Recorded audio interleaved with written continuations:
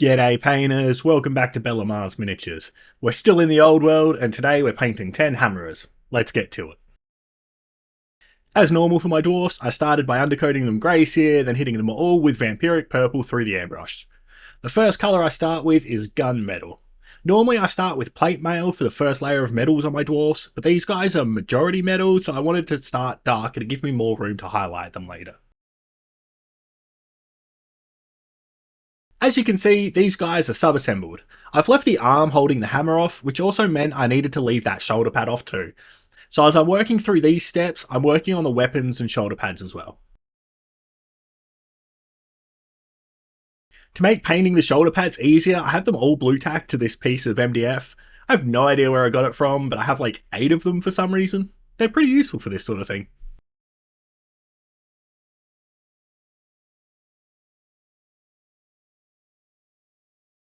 The next step is the reddish-brownish colour that I stumbled upon while I was doing my Runelord. I'm still a big fan of this colour and how it comes out, so I decided to use it on my hammers to help break up the metal. So the scaled parts of the armour all got hit with this. The arms all have this scaled part on them too, so make sure you're doing those parts while you're working on it. This is a mix of 2 parts contrast medium and 1 part flesh terrors red.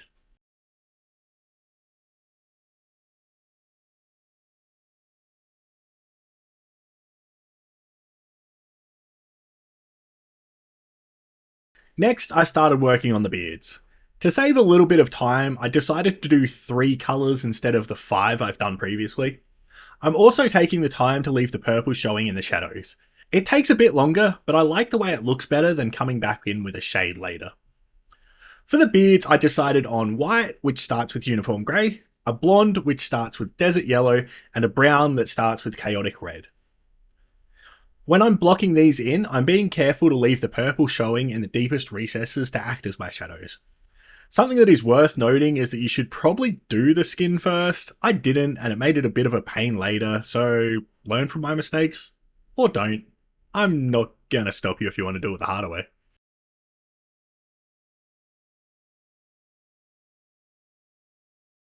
Next for the beards is the first level of highlights. For all of these, it's a 50-50 mix of the base colour and the final highlight colour. So that'll be uniform grey and white, desert yellow and elven flesh, and chaotic red and fur brown. With these, I'm just looking to pick out the raised parts, leaving some of the previous layer showing in the recesses while just starting to build those highlights up nicely.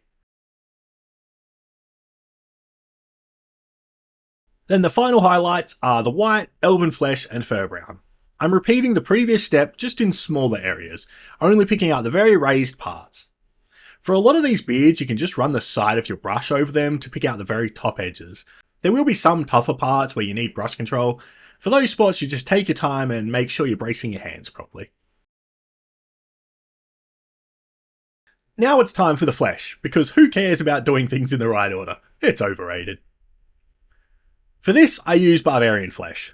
There is potentially enough flesh on these models that I should have used different skin tones for some variety, but I didn't think about it at the time, but it's something you could do if you wanted.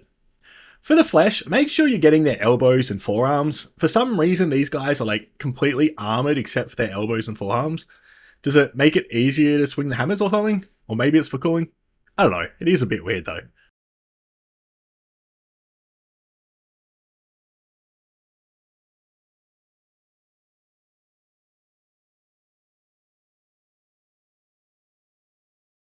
Next, it's time for the leather. Most of this is on the grips of the weapons, but there are also straps on both forearms that you should try to pick out. The musician also has a strap helping him hold his drum that you need to make sure you pick that out too.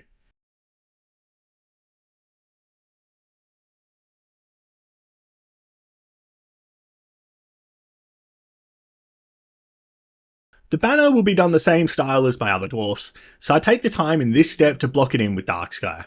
I make sure to get the blue into the deeper parts so that later, once I've done the gold, you'll still see the blue cloth showing through. Except for the gems that I'm doing later, the banner's the only place I'm putting blue on these models, so you could really just do this step at any point as long as it's done before you do the gold.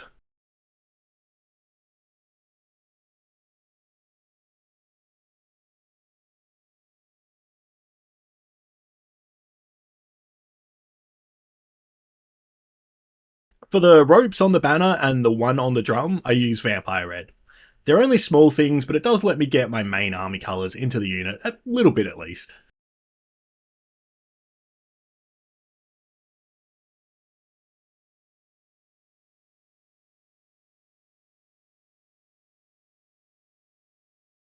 Then the drum skin I hit with skeleton bone.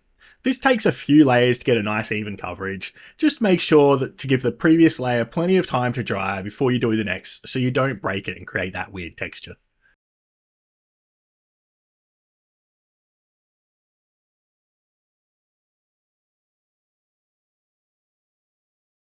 Next, it's time for the eyes. We all know how this goes. I carefully block them in white, then give him a dot of Necromancer Cloak. I prefer a dark grey rather than a black for the pupils, as I think it's less stark and it just gives a better look in the end.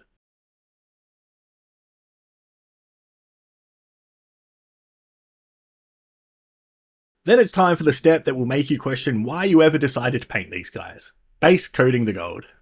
I do not think that there's an easier way to do this other than just working around each model individually and picking it all out. It's going to take time, so put on a movie or a podcast or whatever and just start picking out all the gold. Something worth mentioning, when you're working with metallics on a wet palette, you need to keep mixing them. Otherwise, they will split and the metal flakes will sink to the bottom. I actually swapped to using a dry palette after a bit. It was easier and the paint worked better. So I'd recommend probably starting with a dry palette for this step. Though weirdly, my silvers work better on a wet palette, so I guess it'll depend on your paints and how they behave. You may have to experiment with them a bit to find which palette works best.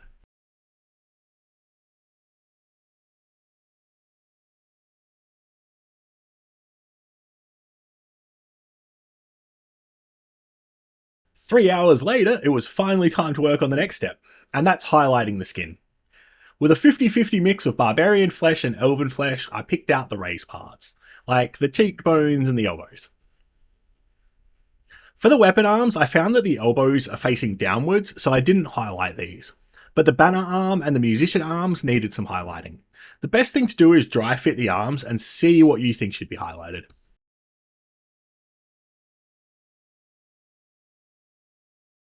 Then Elven Flesh is the final highlight for the skin.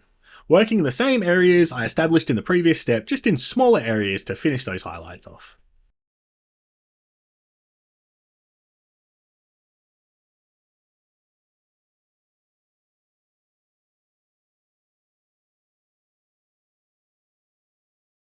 This is the step where I put the models together. From here on, it's just establishing some shadows and highlighting the metals and other finishing touches. It's easier to do those highlights and shadows while the models are together to ensure they're consistent across the model. You may ask why I didn't put the models together before doing the skin highlights. I just felt like it'd be easier to do the face highlights while they were still sub-assembled, but you could definitely assemble them before doing the skin if you'd like.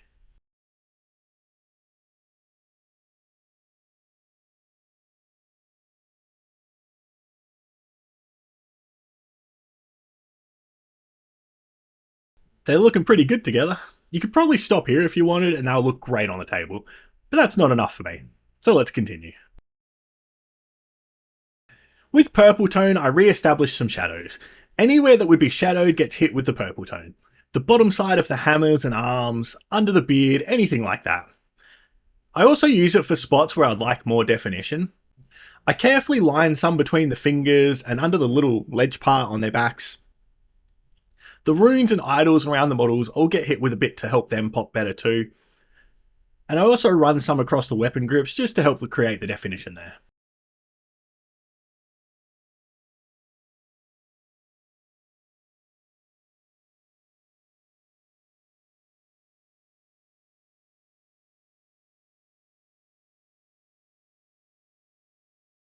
And now we're back to highlighting. I start with plate mail and use it to highlight all the metal. Anything facing upwards gets hit, but I do also use it as like a final edge highlight for spots that are facing downwards that I think just need a bit more definition. This is mostly the fingers or the edge of the arm guards. I think on these models it's really easy to tell what should be highlighted, other than the weapons which might be a little bit tricky because of their angle. Everything else pretty clearly either faces upwards or downwards.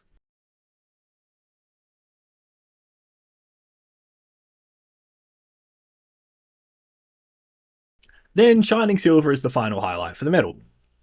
With this, I'm mostly doing edge highlighting on the fingers, shoulder pads, weapon and helmets.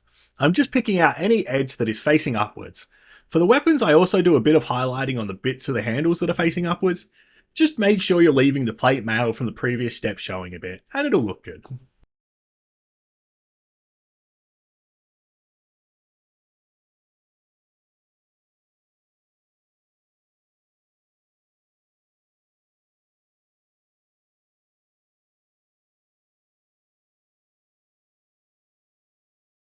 Now it's time to highlight the gold. Surprisingly, when you think about how long the blocking it all in took, this step doesn't actually take that long. You'll find a lot of the gold is in the shadows or facing downwards, and much of the gold that does need highlighting, all you need to do is just run the side of your brush across it. So it's actually a pretty quick and easy step.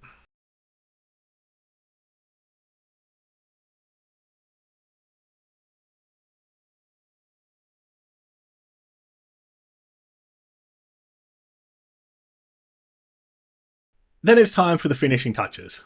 First, I'm going to do the gems. So I block in all the gems with Necromancer Cloak.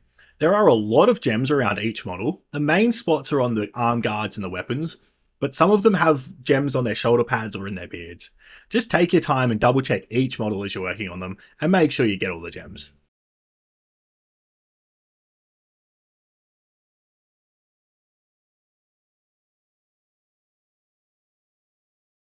Next, I picked 4 colours for the gems. Those were red, blue, purple and green. There are 2 ways you could do this. The first is working with one colour at a time and picking random gems on each model as you work through them. The way I decided to do it was put all the colours on my palette and do one model at a time. I felt like I definitely missed some gems if I did one colour at a time, whereas working on one model at a time, I felt like I wouldn't miss any, and I'd have a better idea of the colour spread that I'd want on each model. But as always, it's up to you to decide how you would like to do it. I don't think there'd be that much of a difference time-wise, so I don't think it matters which you choose.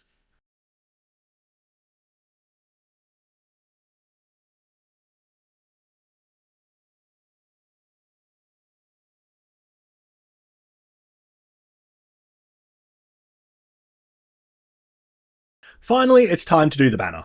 I did the same mountain range that I've done for all my dwarf banners, but this time I decided to take it a bit further and play around a bit. So I also painted a night sky with a moon and some stars. I'm pretty happy with how it came out, and I'm debating going back and doing it for my other units too. Though they're already varnished, so it might be a bit annoying.